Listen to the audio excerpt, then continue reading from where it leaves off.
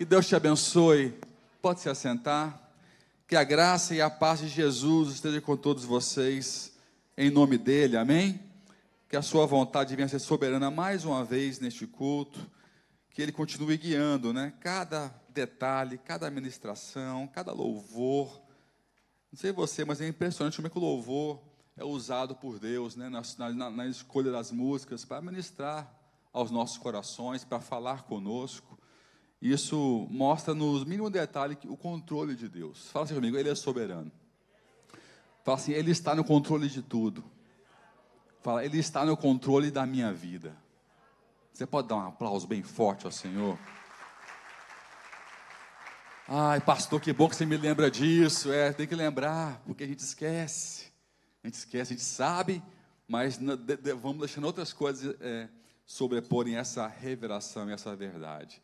Nunca deixe entulhos da vida tapar ou obstruir grandes revelações, né? Quem lembra aquelas duas menções que eu fiz sobre o ministério do rei Josias? Eu preguei no domingo à noite, fiz uma menção domingo passado, sobre um rei que deixou as ruínas do templo entulhar livros preciosos da Bíblia, né?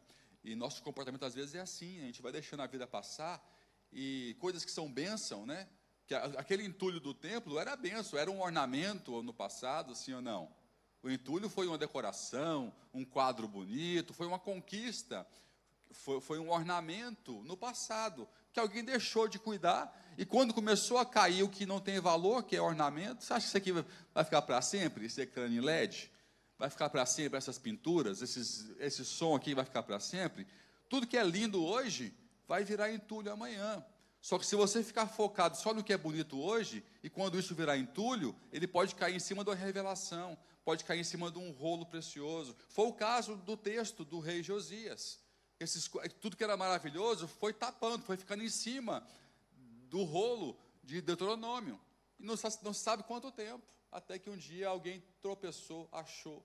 Não espera os entulhos da vida, as distrações da vida, né? Falar em entulho, você pensa só em problema, não, as distrações. As distrações podem vir a ser um entulho, né? Que pode tapar uma revelação e poderosa como essa, que eu falei agora. Ele é soberano, ele está no controle de tudo, nada foge ao controle dele, e eu vou te mostrar isso hoje na palavra de Deus. Você pode dizer amém? Você pode dar mais uma aplauso ao Senhor, exaltando o nome dele? Glória a Deus. Vamos orar? Vamos pedir a Deus. Ore por mim, que eu seja usado por Deus nessa ministração. Ore para que os nossos corações estejam abertos para a revelação do Senhor. Tudo começa na oração, tudo começa na expectativa. Não tem texto bonito, não tem performance bonita demais num púlpito que pode mudar o seu coração, se o seu coração não estiver aberto ou cheio de sede da palavra de Deus. Eu gosto muito de um texto. A pastora Viviane tem a mania de ouvir a Bíblia. Todo dia em casa a gente ouve a Bíblia por causa dela. Ela acorda já ouvindo o Cid Moreira narrando a Bíblia, né? Aquela voz grossa e tal.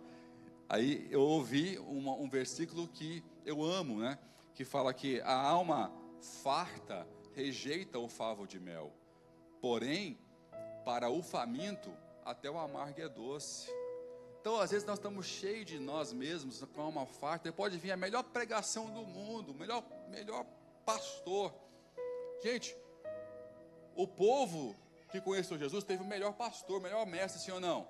Tem algum pregador, alguém melhor para contar a história, a parábola do que Jesus Cristo? O problema não é a performance de quem prega, é o coração de quem ouve. É a sede de quem ouve, é a abertura de quem ouve. Tá aí está o segredo, é a oração de quem está ouvindo. Esse é o grande segredo, entendeu? Então, se eu falhar agora, em todo o culto, eu vou falhar. Porque tem duas partes importantes, principais, ao meu ver, em um culto. É essa agora que eu nem comecei a abrir a Bíblia, que é nos conectarmos com a intenção certa. Se eu falhar aqui agora, eu posso ter os seus aplausos todos até o final do culto. Vai ser aplauso para a cultura geral, mas não aplauso porque algo está mudando na minha vida. Então, se nós não houver uma consciência coletiva de que, não, eu tenho que ter sede, essa palavra tem que entrar no meu coração, Deus, muda a minha vida hoje, me toca de alguma maneira, Usa o pastor com todas as limitações dele, para que para que a tua palavra chegue até mim. Essa é a primeira parte importante do culto. A segunda é no final. É o que eu decido fazer com tudo que eu ouvi. O que eu decido fazer com tudo que eu aprendi, que me foi revelado, ou que me foi lembrado, porque estava entulhado. O culto, né, o pastor é bom para isso, ele enxuta entulho, ele vai tirando da frente aquilo que está obstruindo o que tem que estar em destaque. Aí você tem que decidir o que você vai fazer com tudo que você ouviu, durante 15 minutos, 20 minutos, que mais ou menos é o tempo que eu prego, né, 15 a 20 minutos, mas é o tempo que você vai ter que decidir o que você vai fazer com aquilo que você ouviu, né? Então vamos orar, falar com o Senhor, feche seus olhos. Senhor Deus, nosso Pai poderoso, soberano, altíssimo, bendito seja o nome do Senhor.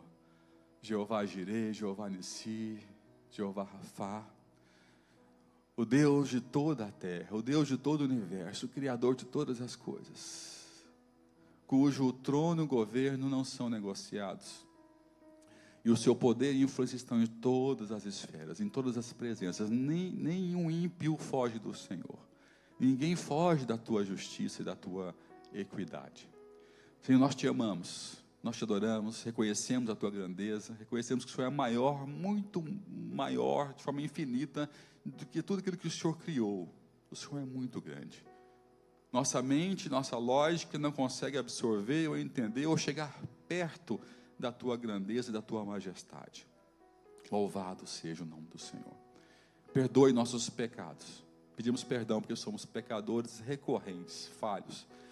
Perdoe até os pecados que nós não sabemos que pecamos, porque a tua palavra diz que a nossa justiça é trapo de imundícia em comparação com a tua justiça. E tem coisas que nós achamos que está certo, que é justo e que é apenas um trapo de imundícia. Estamos errados e pecando sem saber. Então perdoe nossos pecados, os conscientes e os inconscientes. E também nos dê, Senhor, a fé para perdoar todos aqueles que nos têm ofendido, como o Senhor nos ensina a orar no Pai Nosso. Pai, que nessa manhã o Senhor conduza esse momento, debaixo da tua unção, debaixo do teu Espírito Santo, debaixo do teu poder, que venha ser uma obra sobrenatural e não natural. Nós não estamos aqui, Senhor, em uma aula, nós não estamos aqui num momento para cultuar o Senhor, e que tudo isso, tudo que acontecer, possa ser para glorificar o nome do Senhor. Pai, que à medida que a tua palavra vai chegando aos corações, que as curas, que os sinais que seguem aqueles, que seguiriam aqueles que te servissem com o Evangelho, começam a se manifestar.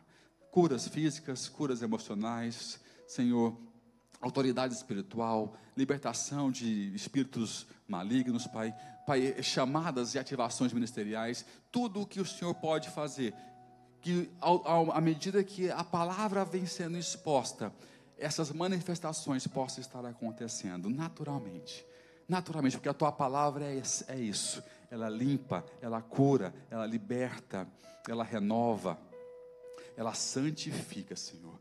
E debaixo dessa expectativa, nós nos colocamos na tua presença. Que ninguém saia daqui como entrou, mas saia melhor, saia cheio, saia transbordando, saia de forma intencional, tendo um caminho claro para onde se deve seguir. É o que nós te oramos já agradecidos, porque oramos segundo a tua vontade e não segundo a nossa vontade. No nome de Jesus, quem quer dizer amém, dê um aplauso bem forte ao Senhor. Aleluia. Quem está feliz aí? Glória a Deus. Eu quero falar um pouquinho sobre alguns pontos importantes. E pus assim o título. Não gosto de pôr título, mas me obrigam a pôr título. Pastor, qual é o título da palavra? Não tem título nas minhas palavras. Mas o pessoal me obriga por causa da internet, por causa aí eu fico me obrigando a colocar também.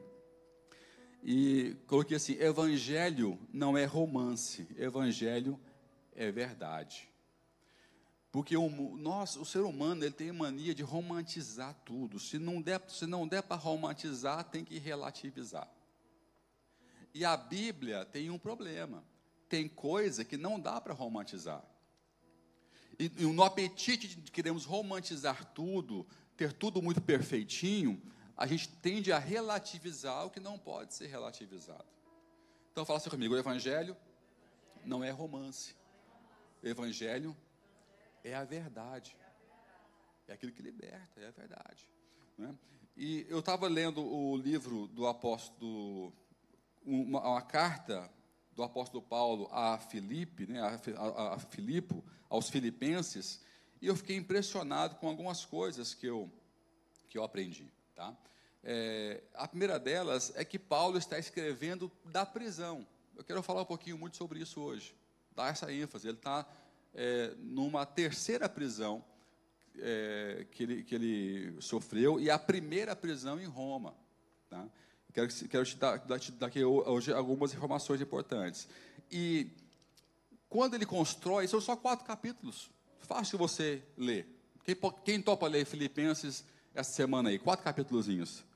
Mas lê devagarzinho, lê igual você come aquela coisa gostosa que você tem dó de acabar. Quem tem algo muito gostoso que vai comer e tem dó de acabar? Eu tenho umas coisas que eu fico com dó de acabar.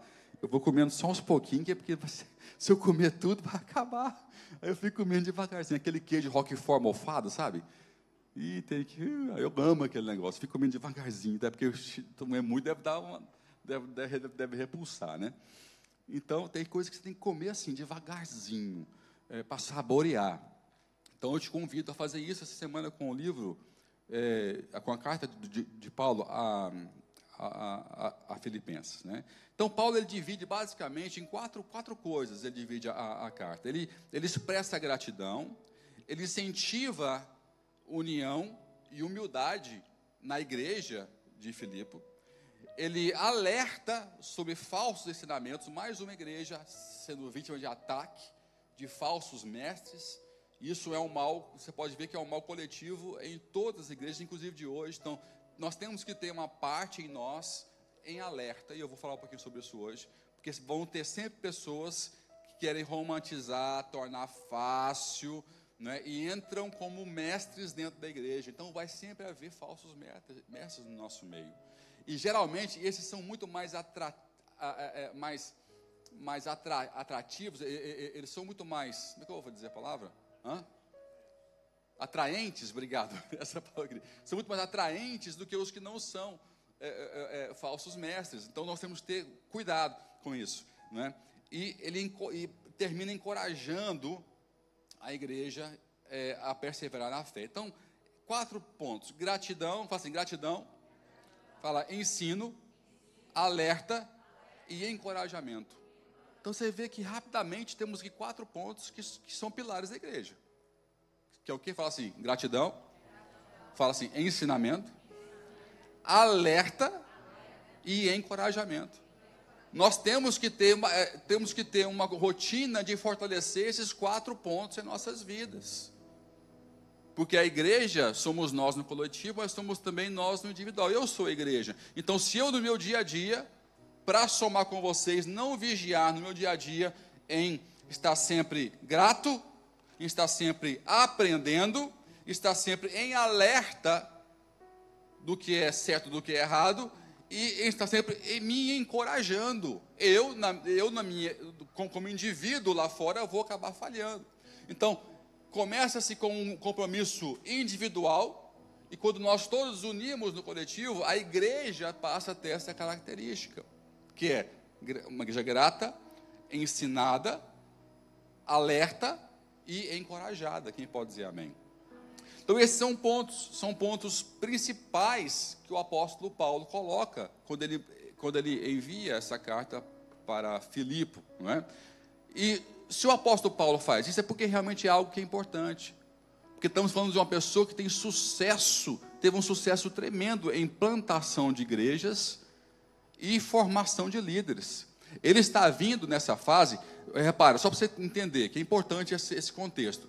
Ele está saindo da sua terceira viagem missionária.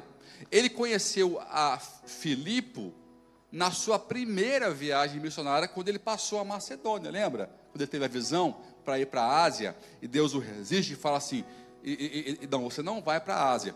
Aí ele dá uma visão para ele, de um homem macedônio, e fala, passe a Macedônia, porque nós precisamos de você. Então, ali é a primeira viagem missionária, onde ele conhece Filipe, onde a igreja nasce ali. E ele continua indo, faz a segunda, faz a terceira. A terceira já tem igrejas, não é uma igreja, tem igrejas já formadas na Ásia, que hoje é a Turquia, várias igrejas formadas, presbíteros, líderes, pastores formados, não é, com papel ativo. Ele vai para Cesareia, onde é preso, fica lá 2 anos, e depois ele invoca ser romano, para não ser lá condenado, e é enviado para Roma, e fica 2 anos preso aqui, nesse contexto, quando ele escreve para Filipe. Mas eu quero te falar um pouquinho mais sobre esse contexto hoje. Então, entenda isso, seja sempre grato. Fala para o teu irmão aí, seja grato. Fala assim, gratidão nunca é demais. Fala para ele aí. Fala assim, ó, gratidão é bonito. É bonito ser grato, né? Então, ensine e aprende. Ensine e aprende. Eu aprendi que ensinar é a melhor forma de aprender. Se Deus não tivesse me dado o ministério do ensino, eu não saberia o que eu sei hoje. Não estou dizendo que eu sei tudo, mas eu tenho certeza que eu sei mais do que se eu tivesse apenas ficado sentado só para aprender, né? E sempre aprendo mais do que eu ensino, porque nunca dá tempo de ensinar tudo que eu ouvi, que eu li, que eu pesquisei. Em meia hora não dá para falar, né? Então, se você quer aprender mais, quer ter um ensino ativo e sólido, dedique um pouco de você a compartilhar, a ensinar aquilo que você está recebendo. Você pode dizer amém? Esteja sempre alerta e sempre que nunca te falte coragem. Fala para o teu irmão aí, nunca permita te faltar coragem. Se faltar coragem, fala para ele, fala comigo, eu vou te encorajar. Amém? Dê um aplauso bem forte ao Senhor. Se faltar coragem, fala com o seu irmão, que ele vai te encorajar. Vai te dar um testemunho, uma palavra de fé, uma motivação para continuar, tá? O que eu acho interessante, talvez eu vou me prender muito mais nessa primeira parte que eu quero falar, é que tem algumas coincidências que me chamam a atenção, porque Paulo está enviando uma carta para Filipe, para os filipenses, da prisão. Só que, ironicamente, não sei se Deus gosta dessas coincidências, a própria igreja de Filipe nasceu na prisão. Nasceu na prisão. Por quê? Lembra da passagem que tinha uma menina, uma escrava grega, que adivinhava as pessoas, né? E os seus donos ganhavam muito dinheiro com ela, lembra? Em Filipe. E fala a Bíblia que ele chegou em Filipe, foi até onde as mulheres prestavam culto, lá ele conheceu Lídia, que vendia púrpura, vendia tecido, né?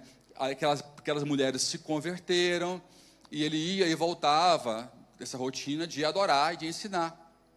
E ele perdeu a paciência, que até certo ponto ele tolerou aquela situação, ele entendeu que não era momento de expulsar aquele demônio ou de brigar, mas Paulo era uma pessoa super sanguínea, super impulsiva, só dele conseguir se segurar alguns dias já era um milagre do Espírito Santo, dele não criar uma confusão antes da hora.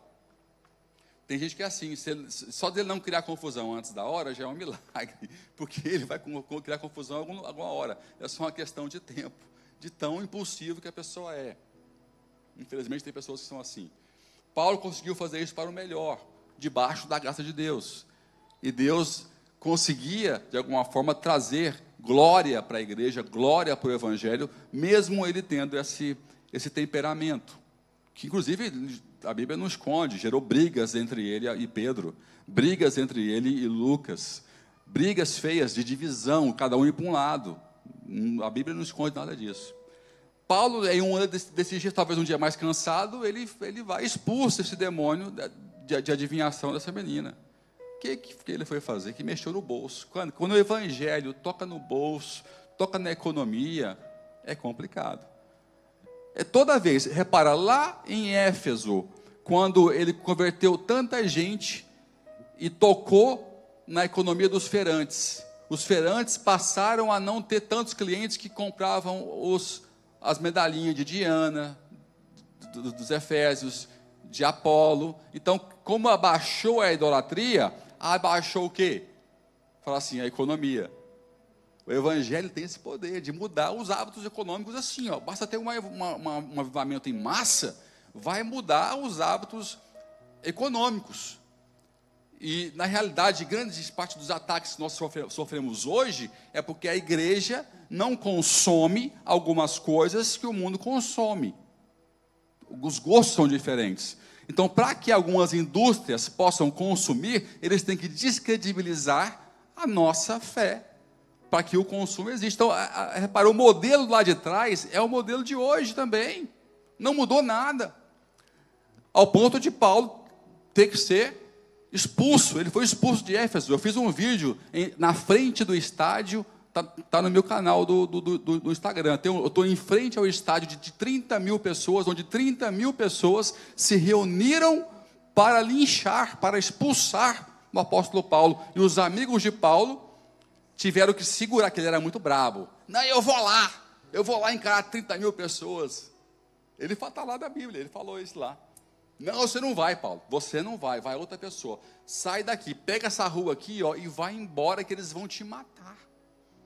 Acho que Paulo ouviu que estava feio mesmo, e aí ele aceitou o conselho dos irmãos na fé para poder sair dali. Mas 30 mil, repara, ele pôs em ira 30 mil pessoas, porque tocou na economia local por causa da pregação do evangelho. Ah, que glória! Eu não importava nada de ser expulso de algum lugar, só porque a minha pregação mexeu no bolso de quem está fazendo o que é ruim. Não importava nada. A igreja tem que ter esse papel, mesmo que venha a perseguição, não importa, mas ela tem que ter esse papel de a santidade começar a corrigir, inclusive, o interesse econômico, porque só tem duas escolhas, a economia: ou se molda para comercializar, para entregar o que é santo para a igreja, ou acostuma com o fracasso e com a sua ruína. Não tem dois caminhos.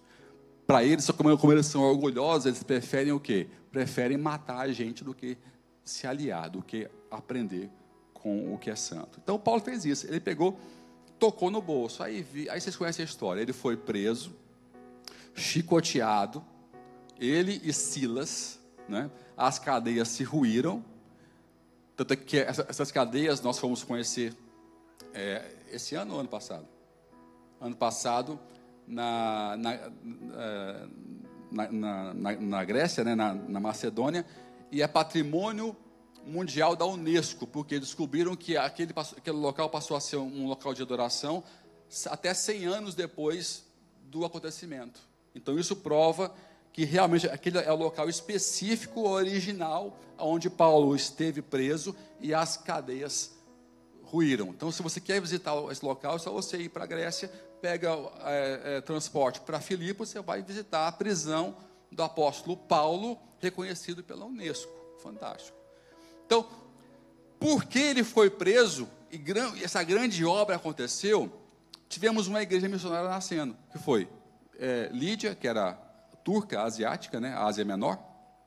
A escrava se converteu, que era grega, e o soldado romano se converteu, ele e sua família. Então temos uma igreja mista, missionária, que nasceu da prisão. E por ironia do destino, Paulo, para pastorear essa igreja, continua fazendo aonde? Da prisão, lá depois da terceira viagem missionária, novamente dentro da prisão. Então, o que eu quero te dizer com isso? As nossas prisões podem ser os nossos púlpitos. Nós temos que tentar contextualizar isso, porque todos nós vivemos tipos de prisões, sim ou não? Todos nós nos sentimos presos, tolhidos, impedidos de alguma coisa. Eu tenho muita coisa que eu sei que eu não posso fazer, eu me sinto preso em algumas coisas. Presos em regras que eu discordo. Preso em leis de países que eu discordo. Presos em costumes que eu sou contra, presos em tradições que eu abomino. Mas por amor ao Evangelho e para não criar escândalo, nós vamos contornando e tornando essa prisão um púlpito para que o Evangelho venha a ser pleno e venha a ser conhecido por toda a terra. Então você não deve ser diferente de mim, você também deve viver os seus problemas, as suas prisões, os seus cárceres emocionais, ou até físicos, ou até impeditivos de fazer uma coisa ou outra, porque você não pode sair de um local, ou a sua economia, o dinheiro que você ganha, não deixa você fazer coisas que você sonha fazer. Eu tenho muita vontade de empreender isso, empreender aquilo, mas o recurso que eu tenho hoje me impede. Você está preso. É uma prisão, temporária, mas é uma prisão. Todos nós vivemos, temos que aprender a viver com algumas liberdades cortadas. Até aqui estamos de acordo? Sim ou não? É assim ou não é? Então a gente tem que aprender a viver com prisão. Agora a questão é, como é que eu vivo nessa prisão? Como é que eu escolhi viver nessa prisão? A minha prisão, ela se torna um púlpito para eu mostrar o amor de Deus, o seu poder, a alegria que Ele coloca em mim durante a prisão, ou ela é um alvo de vergonha, eu escolhi ser depressivo, derrotista, vitimista, tóxico, derrotado, o coitadinho do bairro. Qual é a escolha que você fez? Paulo nos ensina muito mais antes de escrever a primeira linha de Filipenses, que é aonde ele está e o que ele está fazendo. Ele está na prisão, mais uma vez, escrevendo uma carta de alegria para um povo que estava ficando triste, livre lá fora, capaz de ser alegre. Deus fazia fluir alegria em Paulo dentro da prisão. Meu Deus, que é isso? Que conhecimento que ele tinha de Deus que nós não temos? Que comunhão era essa que ele tinha que nós não temos? A qualquer momento ele sabia que ele podia ser morto. Ele não tinha a leitura do que Deus iria fazer em mais 1, 2 dias ou um ano. Mas ele se manteve fiel, se manteve alegre, se manteve encorajado. Ele simplesmente enviou para Filipe, em carta, as bases daquilo que o sustentava, que era o seu alerta contínuo, o seu autoencorajamento, a sua gratidão e ensino. Mas Paulo aprendia? É só ver lá na outra prisão, lá na frente, o que ele pede para trazer para ele. Traz para mim uma capa e tragam os meus livros. Quando eu estou em prisão, eu preciso aprender a aprender. Quando eu estou em prisão, eu preciso aprender a aprender continuamente. Tragam os meus livros, traga a capa, porque agora essa prisão aqui não é como a outra. Essa prisão é fria, é dura. Aqui eu estou para ser executado, não estou como a outra. Essa aqui é o meu fim. Estou falando agora da prisão de Marmetina, tá? Que é onde ele fica até a sua execução. Não é essa que ele está em Filipe. Em Filipe ele ficou em cárcere privado, ele tinha liberdade. Foi onde ele escreveu mais cartas para todas as igrejas que ele tinha formado, não é? Então ele podia andar. E olha só o que fala aqui em Filipenses 1:12. Abra comigo. Quem gosta de estudar aí? Amém? Então vamos comigo. Eu gosto de ir pausando aqui para a gente poder estudar. E quero, irmãos, que saibais que as coisas que me aconteceram têm antes contribuído para o progresso do Evangelho. Achei isso muito bacana, cara. Pastor, qual que é a diferença da prisão de Paulo, que Deus deixou ele lá? Deus tinha seus preferidos, porque quando Pedro estava preso por 16 soldados, 2 dormindo com ele, e ele no meio dos 2, acorrentados a ele, e mais 4 de fora, Deus retirou ele milagrosamente pelas grades, fala o texto da palavra de Deus. Deus tirou ele, fez cair os grilhões, saiu pelas grades, sem a porta está fechada, e ninguém acordou. e só viram Pedro batendo na porta para entrar, para ser acolhido pelos irmãos. Qual que é a diferença do livramento de Pedro e do não livramento de Paulo? Deus preferia Pedro a Paulo? É muito simples, porque Paulo diz o seguinte: aqui, todas essas coisas me aconteceram, tem antes contribuído para o quê? Fala assim, progresso do Evangelho. Qual foi a motivação? Que aquilo estava sendo analisado, julgado, mas Pedro, ele foi guardado para ser executado na Páscoa. O plano da prisão de Pedro era a execução imediata, ou seja, interrupção do progresso do Evangelho. Ainda mais naquele momento, que era o arranque, a inauguração da igreja. Pedro era uma figura chave em Jerusalém para a progressão do reino de Deus. Então entenda que nesse contexto, o Evangelho tem que estar sempre em primeiro lugar. Quem pode dizer amém? Ele tem que estar e vai estar sempre em primeiro lugar. Deus nunca vai deixar a obra dele falhar. Quem sustenta a igreja, o avanço do Evangelho, é o Senhor, não são os pastores. Não é a nossa vontade. Há uma vontade soberana, espiritual e eterna, que vai sempre sustentar a manutenção e avanço dessa obra. Pode ser mais forte esse amém. Eu quero um aplauso ao Senhor, entendendo isso.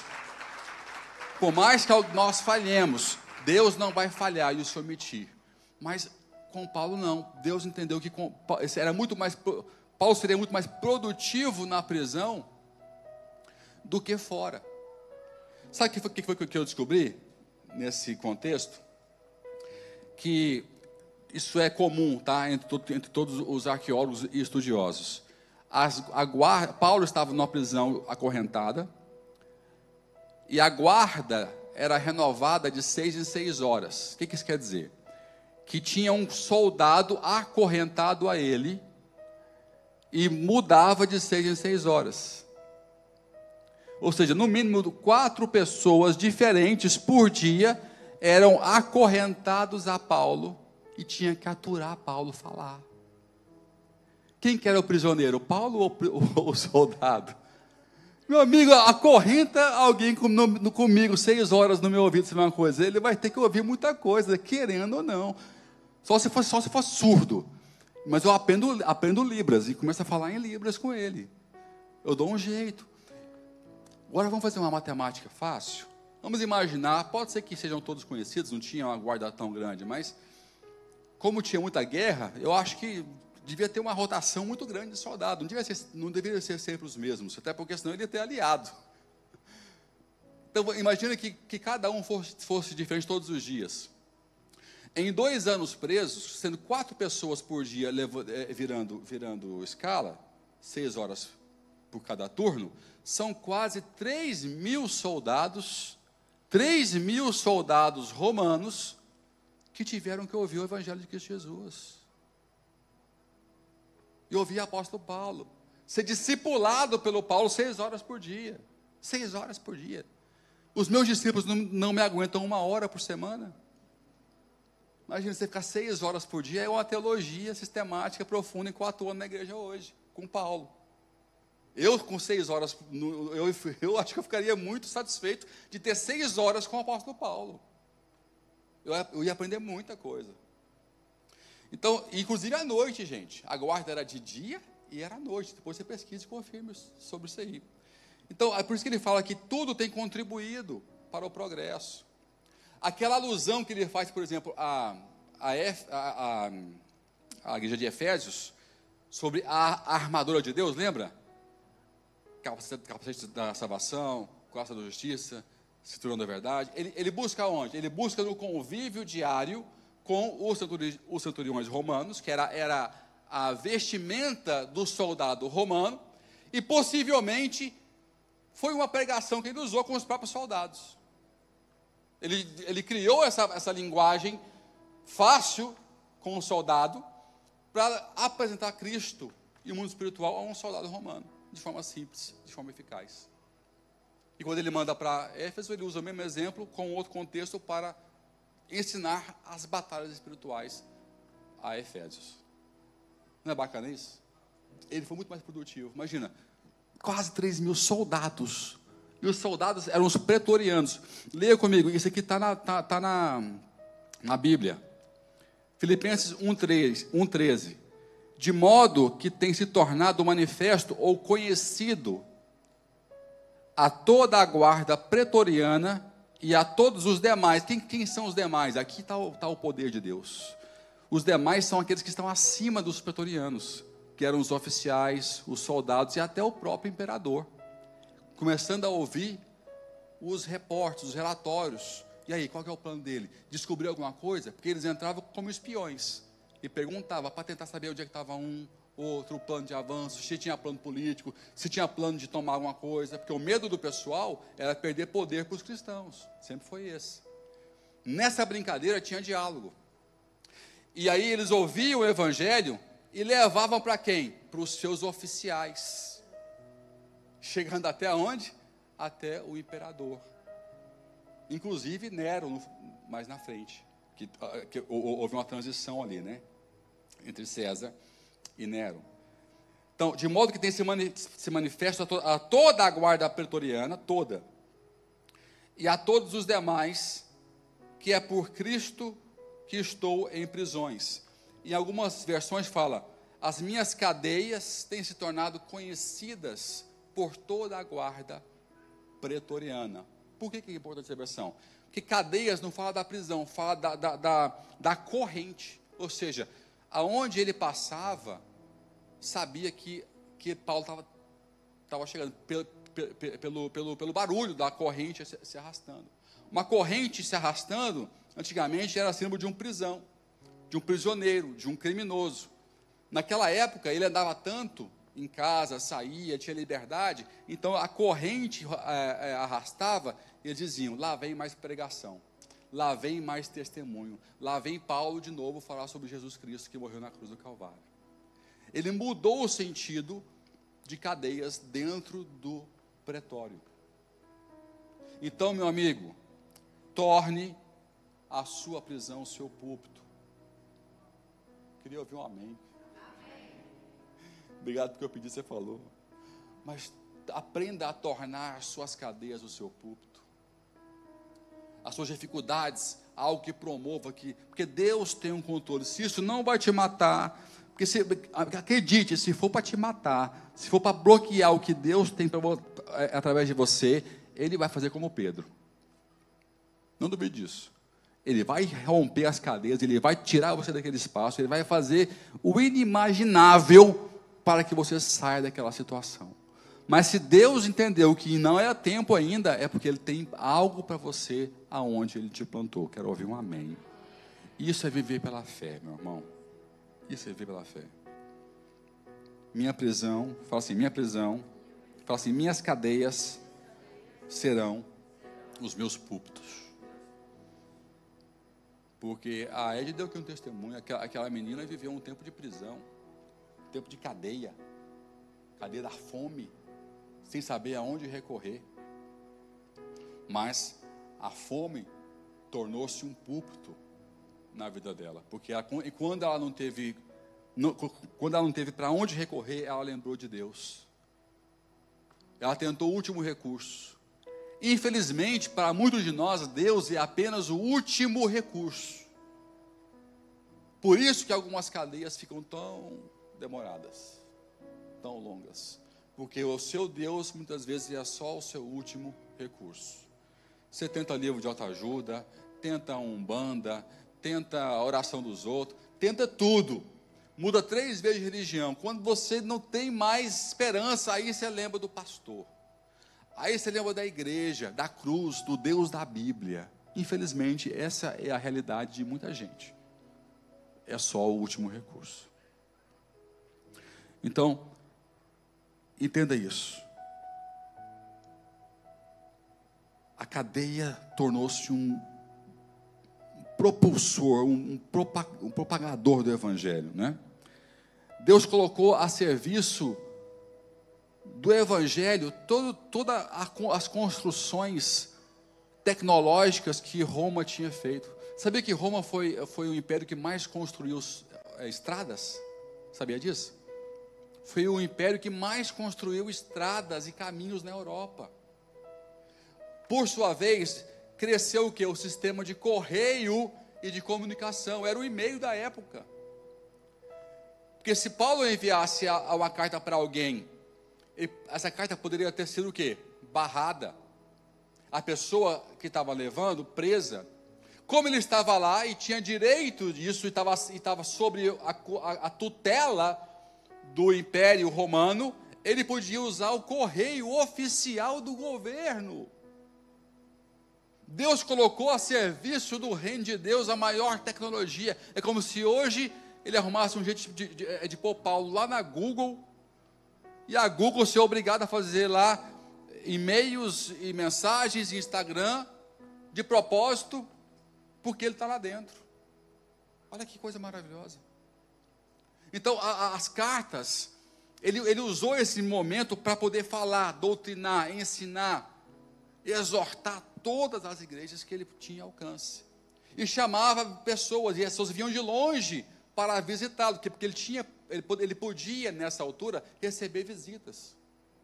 Então imagina quantas igrejas nasceram ali só nas visitas, talvez dos familiares de alguns dos soldados.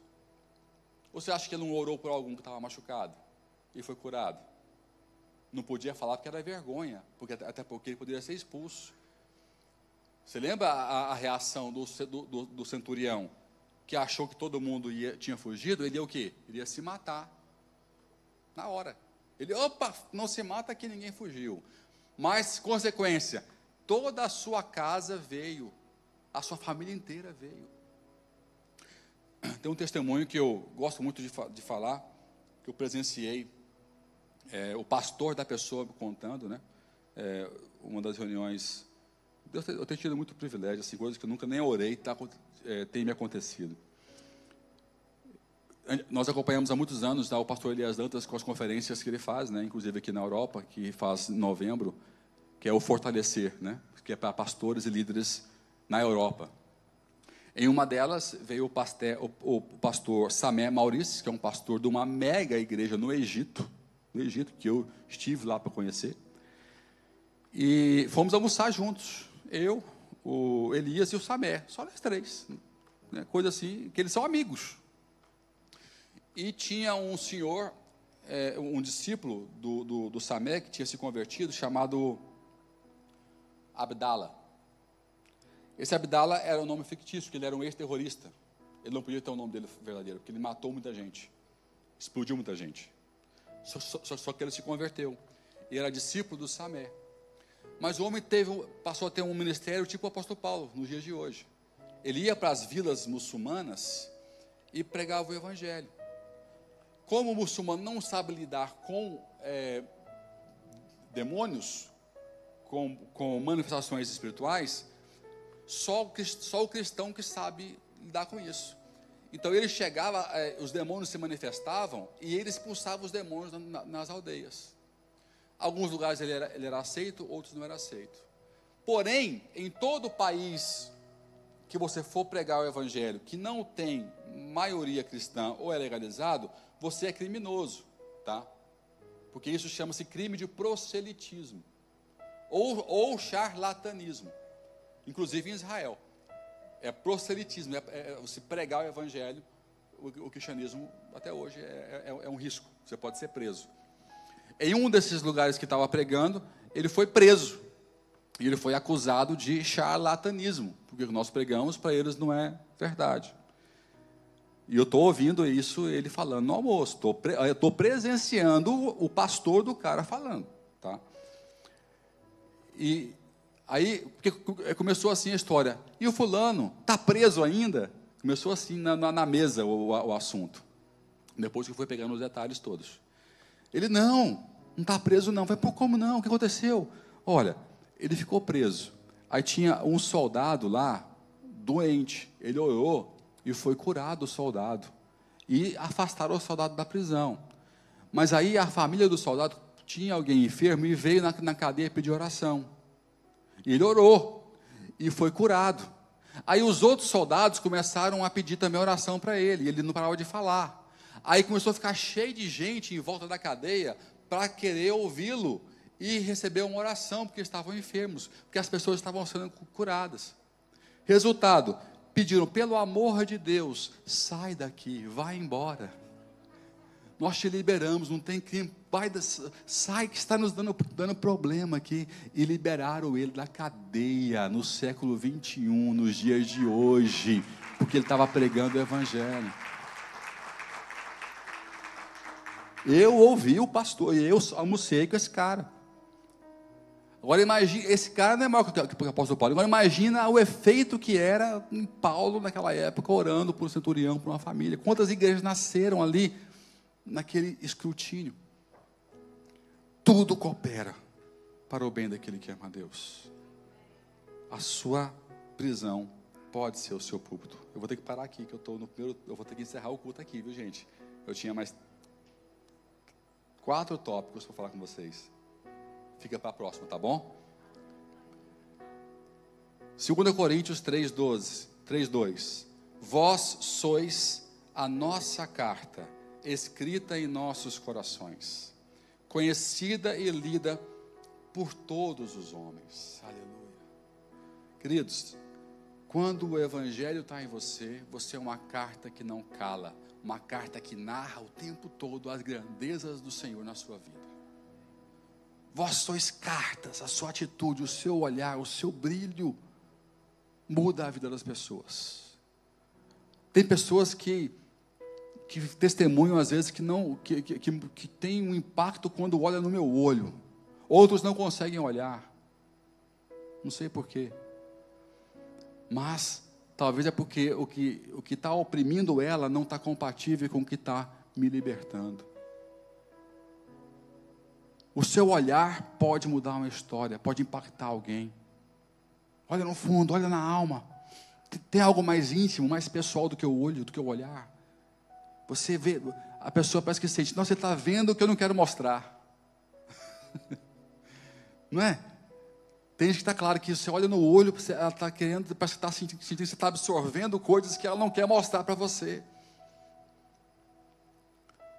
O seu olhar, a sua vida é uma carta viva, se você tiver a postura que o apóstolo Paulo tinha, de ser uma carta viva.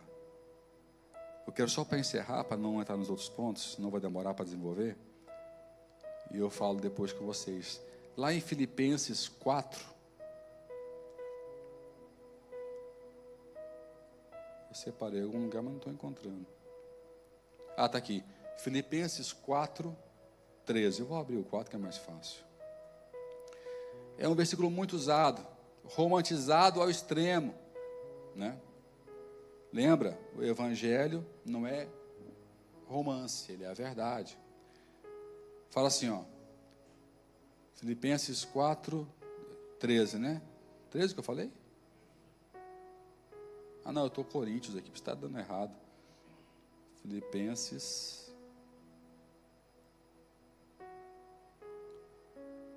Olha só.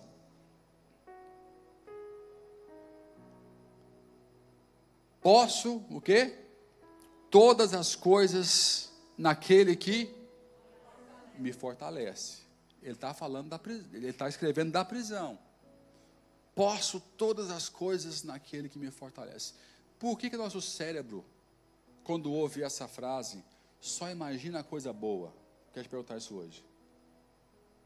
Nosso cérebro só imagina coisa boa. Posso todas as coisas naquele que me fortalece. E congela aí. Vamos ler o versículo anterior?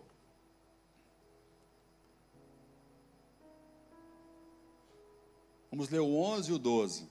Não digo isto por causa de necessidade, porque já aprendi a contentar-me com as circunstâncias em que me encontre.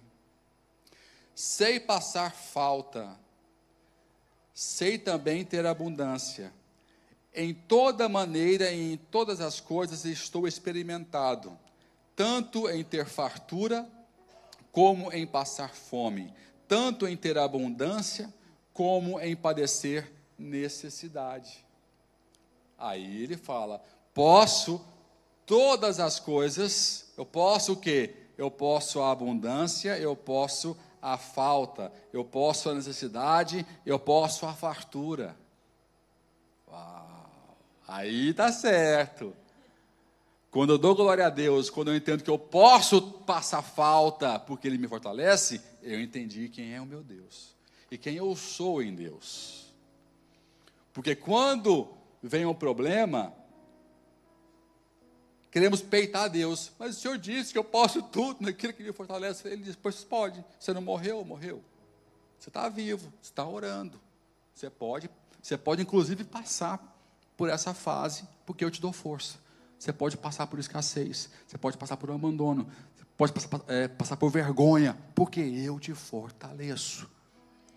E com isso, você vai também experimentar abundância, prosperidade, vitórias, conquistas, grilhões sendo quebrados, porque eu posso te fortalecer.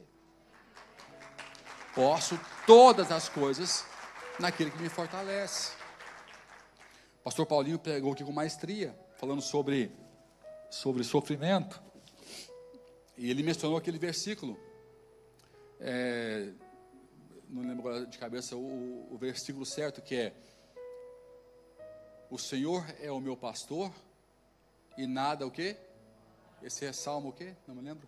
Salmo 23. O Senhor é o meu pastor e nada me faltará. Eu prefiro a outra versão, que é mais correta, que é: o Senhor é meu pastor e eu tenho tudo o que eu preciso. Eu às vezes preciso da falta, eu preciso da cadeia, eu preciso da dificuldade. Queridos, toda vez que eu tive uma guinada na vida, foi porque teve uma pressão grande anteriormente, falando. Toda vez.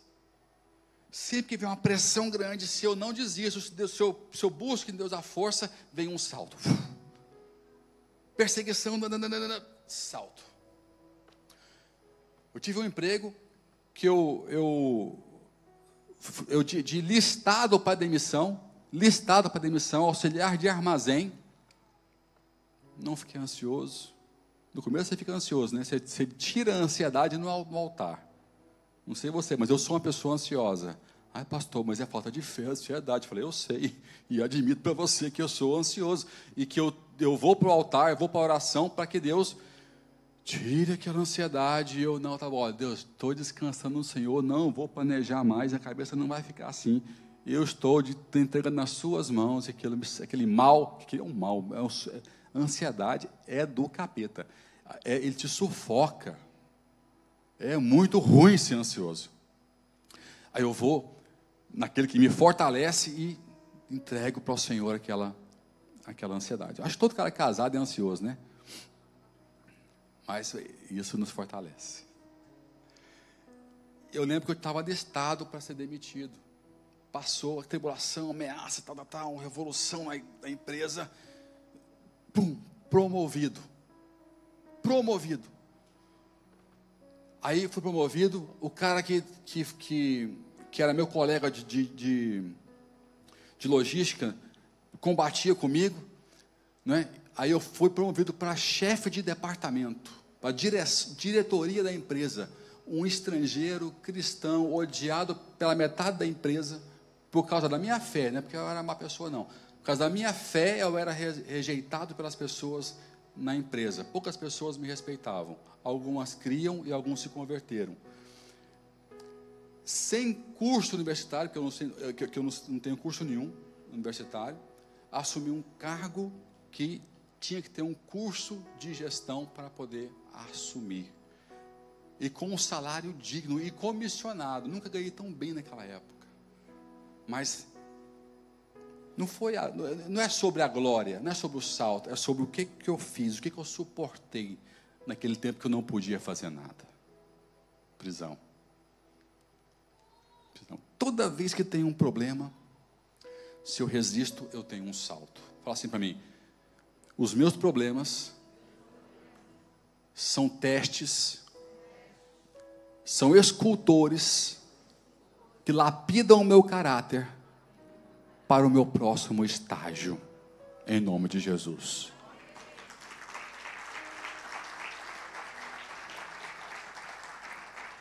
O maior promotor de Davi foi Golias.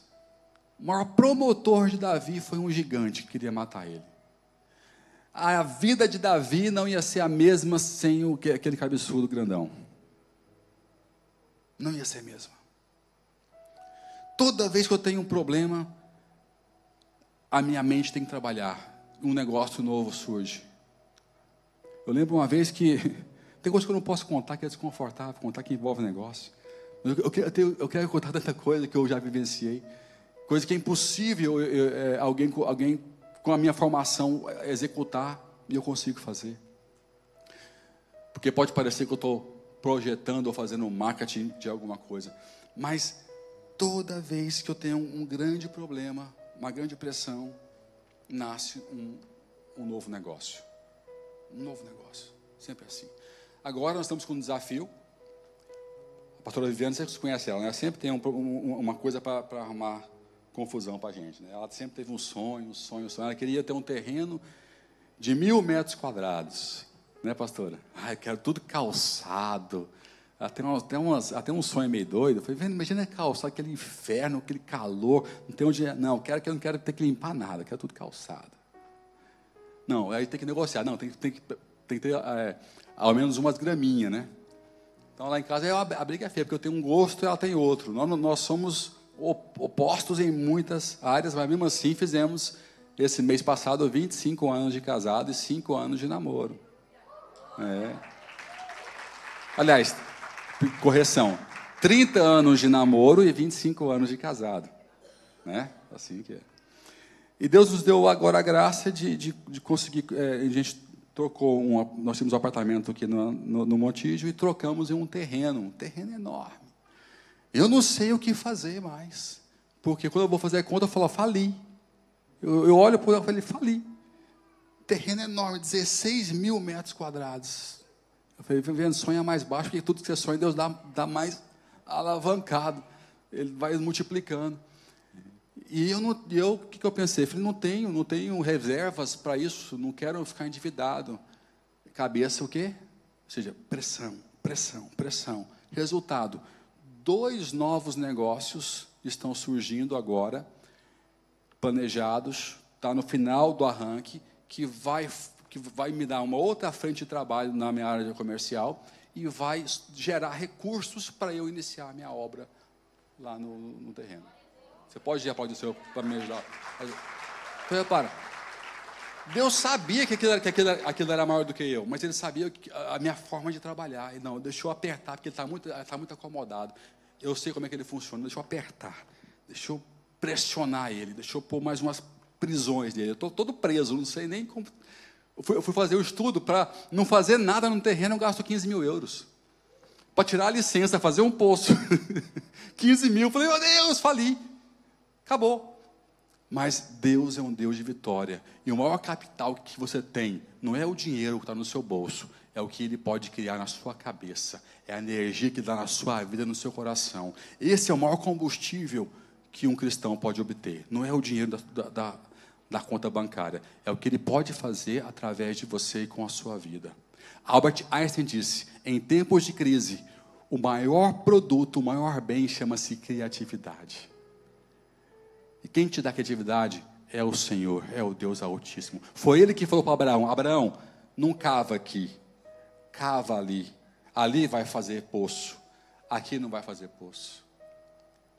Abraão não cavou um. Gente, vai cavar um poço no deserto com um maquinário. Pega um maquinário mais moderno e vai achar um lugar no deserto para cavar um poço. E vem e me fala como é que foi a sua experiência. Contrata maquinário, pega a sonda, pega a enfermeiro, vai no deserto e tenta fazer um furo. Se conseguir fazer um, faz 7 depois. Foi o que Abraão fez, sem nenhum maquinário. Porque quem tem um Deus que guia a sua visão, tem mais do que ouro e do que prata. Tem tudo, tem tudo. Para de reclamar das cadeias, da escassez, porque tudo posso naquele que me fortalece, inclusive passar a falta, passar a escassez, para chegar, para construir a caminhada da abundância e da fartura, em nome de Jesus. Essa é a lição que Paulo está aqui nos dando hoje. Tá? Se der, eu continuo o estudo, que eu queria falar sobre outras coisas. Falei só sobre o primeiro tópico, mas eu quero que você tire lições disso hoje. A sua vida não só pode, mas deve ser uma carta aberta, viva, para todo mundo, que demonstra que a sua atitude é explicada por uma fé, por um Deus, por um amor incomparável que te move, que te guia, e que você sabe se alegrar em toda a situação, tanto na escassez quanto na abundância, porque o teu Deus é o teu maior tesouro, é o teu maior capital, é o teu maior bem que você pode ter e se alegrar na sua vida, em nome de Jesus. Amém? Dê um aplauso bem forte ao Senhor. Fique em pé onde você está. Quero orar com você. Quero te abençoar. Quero que você reflita no que você ouviu aqui hoje.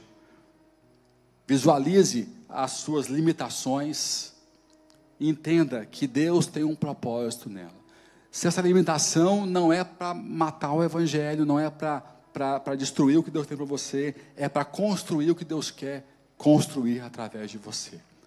Porém, se ela é uma limitação, se é algo exterior que tenta calar o que Deus quer na sua vida, essa cadeia vai se quebrar em nome de Jesus. E assim como Deus pegou Pedro e tirou pela mão da cadeia e pôs na sua casa, assim também Ele fará com você em nome de Jesus. Porque Deus não é um Deus de brincadeira, Ele é um Deus de propósito. E o propósito dEle é maior do que os nossos propósitos. Quer ser feliz? Priorize o propósito de Deus na sua vida. E todo o resto vai acontecer. Todo o resto vai se mover. Feche os seus olhos e fale com o Senhor. Reflita. Converse com Ele.